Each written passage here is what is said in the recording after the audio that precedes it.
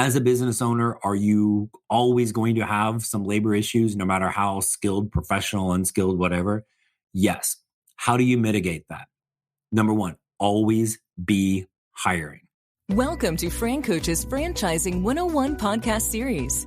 Here we talk about all things franchising. What is it all about? Is it for you? How do you find the best one to own? And so much more. Now your host, Tim Parmeter. Hello, everyone, and thank you for tuning in again to FranCoach's Franchising 101 podcast series. I am Tim Parmeter, founder and CEO of FranCoach and your podcast host. Today, we are going to talk about a specific kind of piece of owning a business. Pretty much every business, franchise or not, that you could own requires some sort of labor, a staff, a team around you. So we're going to talk a little bit about that, which has also been a little bit more of a kind of a hot button issue here in 2021. So we've got a lot of things to talk about and kind of some ideas and thoughts to share with you. But before we dive into all of that, let's of course first tell you who we are. FranCoach is a national search firm dedicated to working with individuals who are interested in owning a franchise. We are partnered with over 500 of the top franchisors in the country, spanning nearly 60 industries. Our goal is to help our clients find the absolute best franchise for them to own. And the goal of the Franchising 101 podcast series is to help educate people on all aspects of franchise ownership. That's us. Now, what are we going to talk about today? So, first off, there's certain aspects of this that from a labor and staff and team building that is always going to be the case. These are always going to be things that are relevant. But a little bit of this is 2021-ish, and this is actually being recorded into July 2021, where we do have a little bit of a kind of a labor crunch, either not enough jobs, not the right jobs, or we have jobs that people don't want to take, whether it's something from a stimulus, unemployment, the moratorium on evictions, handful of things that are kind of leading to a little bit of a bottleneck with this.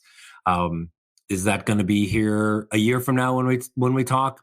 Probably not. So that is a little bit specific to now. So what I'm going to talk to you about is more overall labor, things to think about as a business owner when you're building your team. And so first off, part of our process with clients is simply helping them understand what type of staff you best manage. Are you better or want to be by yourself? Would you like managing people that are in kind of a sales type of role or more management structure? We'll talk specifically about skilled labor and unskilled labor. And we define that simply as skilled labor these are people that are already trained for the job you need them to do. So the electrician, the plumber, you're not teaching them how to do the electrical work. They're already trained for that. The girl who cuts the hair at Great Clips wasn't trained by the owner. She was already trained. She went to school for that. You plug those people in, let them do their thing. Whereas unskilled, you're training them how to do whatever you need them to do. Is it flip the burger? Is it mow the lawn? Whatever. So most people that we talk to have at least some level of experience managing each of those. Well, experience is great. Which one do you want to manage? And there's typically a lot of openness or uncertainty with that. Which means we oftentimes end up connecting people with franchises that on the surface look very different because we need to compare and contrast different ways to manage a team. Okay. We also need to understand one's ability and desire to delegate. Skilled labor is a great example of this. There are people we talk to that are 100% okay letting that electrician go out and do their job without having any clue how to actually do the work themselves. The very next person may feel very uncomfortable with that and really need the ability to actually do the work in order to manage people that do that. It's no right or wrong, but these are things that we need to be honest with ourselves as we go through the process. All right. So first we need to make sure we're getting ourselves in that best position from a staff standpoint, right?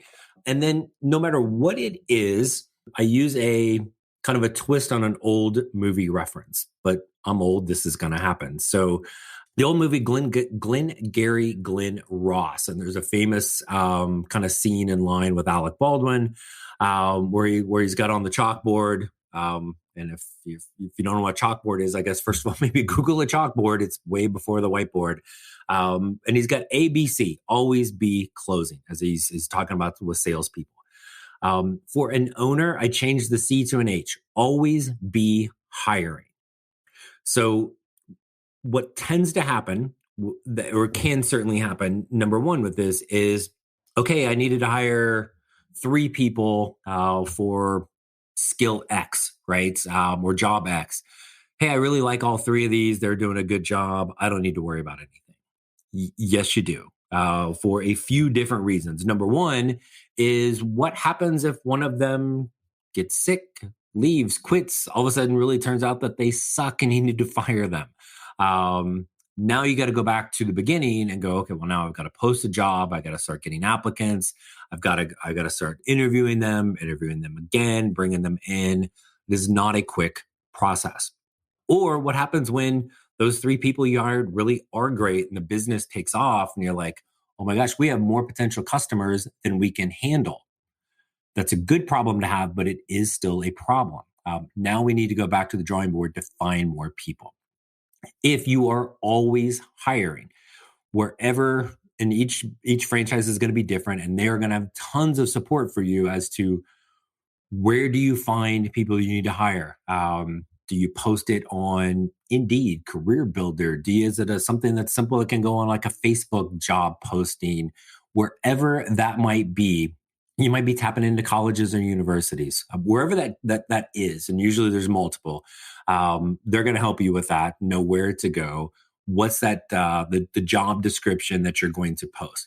That should be, and I think especially now, but in reality, I think people should always have that posted. Again, always be hiring.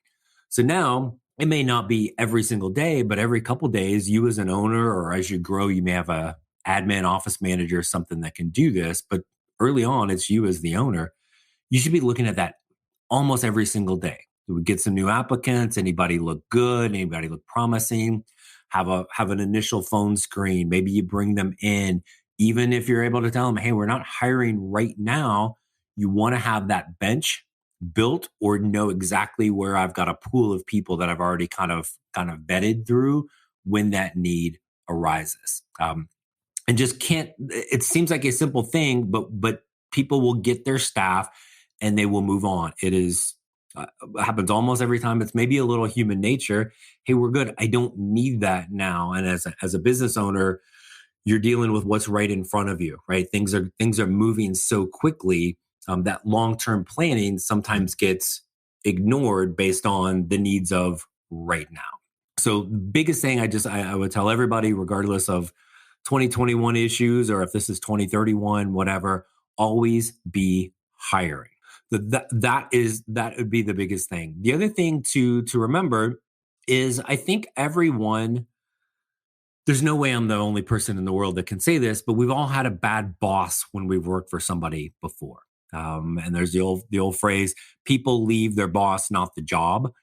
So think back to those bad bosses. And I will speak from personal experience. I had some amazing people I worked for, especially early on in my career, that were, again, just top of their profession. But there were 1 or 2 in there that were not. And early on when I was in leadership positions, especially in the athletic world, if I got to kind of a sticking point, I'm not sure what to do, right? I've got all these great examples of great people that I worked for, but there was one who was really bad. And I would tend to think first, what would he have done? And then make sure I do the opposite, right? That culture, the compensation, the incentives, the way people are treated, don't be that bad boss that's in your head. Think of them, remember that person, and then make sure you're not doing it. And I'll give you a couple examples. I was in, just a week or so ago, I was in a very well-known sub sandwich franchise. that may, without naming names, but in the name of the franchise, may have kind of a state on the East Coast, and then may have a dude's name. So again, I don't want to say which one that was, but that's where we were.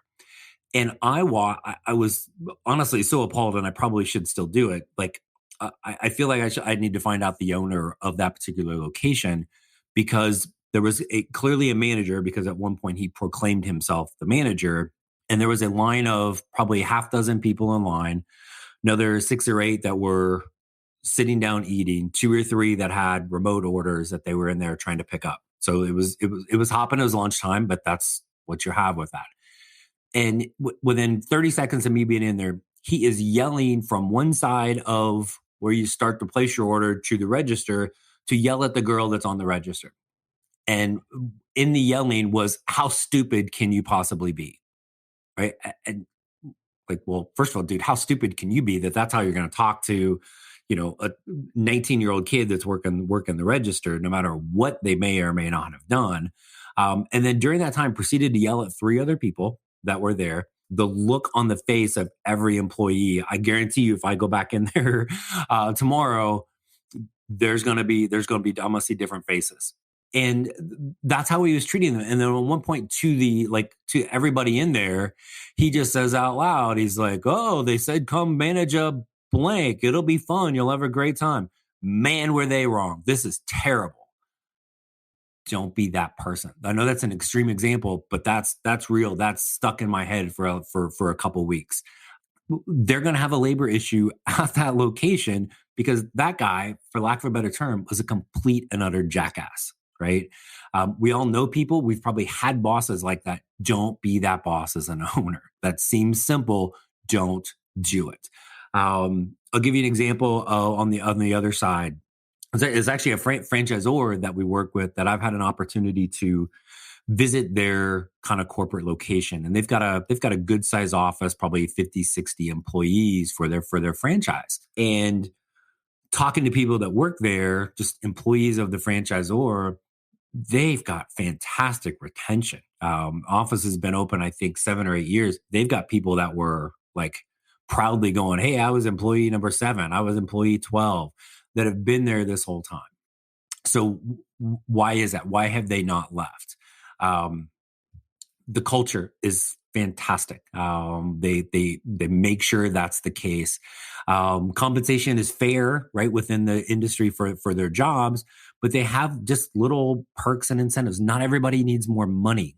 Sometimes people need to be appreciated. They need little benefits. And in this particular office, they have and the story goes, they stole this from an old MTV Cribs episode, which I'm old enough to have missed the MTV Cribs, so I don't know really the reference. I'm old school, like when there used to be videos on there, right? But they have this refrigerator that is absolutely stocked with sodas, beverages, water, whatever, and every single day it is they make sure it is 100% completely full. And then there's a snack basket, granola bars, chips, etc., right? And it's there for all of their employees. So if somebody they get a little munchies, they need a snack, they need a drink, something during the day. It's one little thing that they don't have to worry about bringing for themselves. That is there. And everyone that I talked to when I had an opportunity to kind of tour the facility, they mentioned that, hey, it's kind of cool. We can go grab a snack, we can go grab a drink. They're not abusing it because there's only so many of those things you can have during the day. But it was that culture. So are there labor issues currently? Yeah, maybe, right? As a business owner, are you always going to have some labor issues, no matter how skilled, professional, unskilled, whatever? Yes. How do you mitigate that? Number one, always be hiring, right? And actually, I'd probably back that up a little bit. First, part of our process, make sure you are starting a business with the staff that you best manage and best want to manage, right? That's really, let's back up. That's number one. Now, as an owner, always be hiring.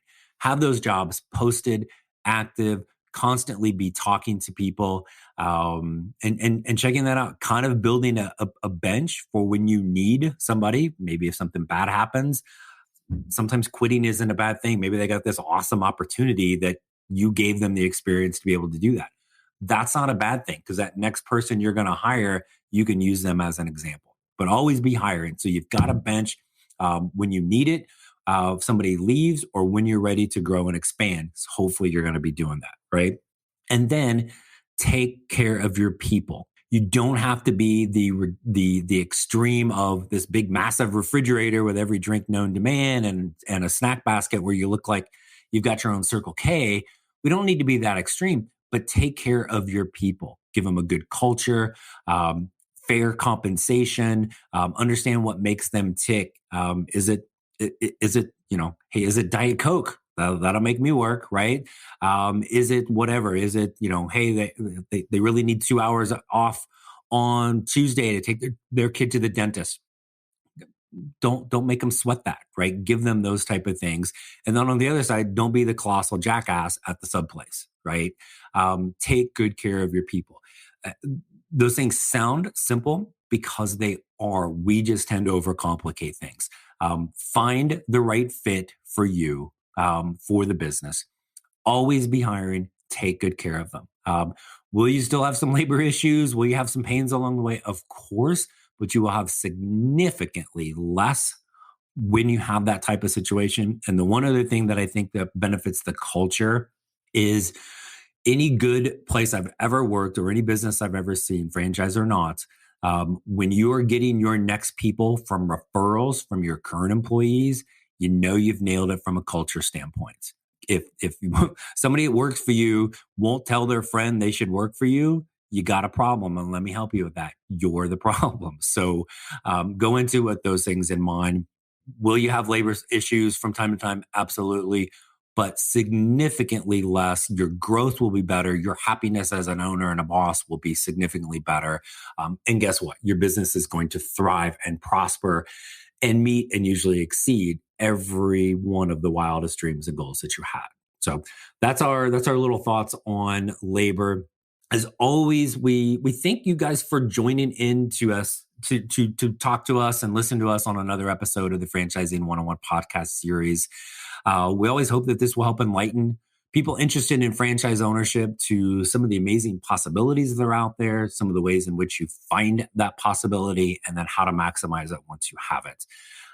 If you haven't yet, please subscribe or follow our podcast wherever you listen to your podcasts. Also, check out our website. Specific to franchising is FranCoach.net. Our podcast specific is literally franchising101podcast.net.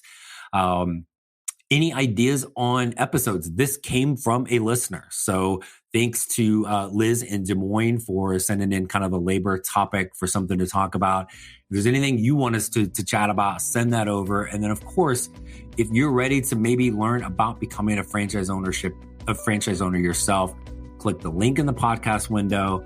Find us online. There's never, ever any fee for our service. So we encourage you to take that first step today to help create your better tomorrow. Thanks everyone for tuning in. Stay safe, and we look forward to connecting soon.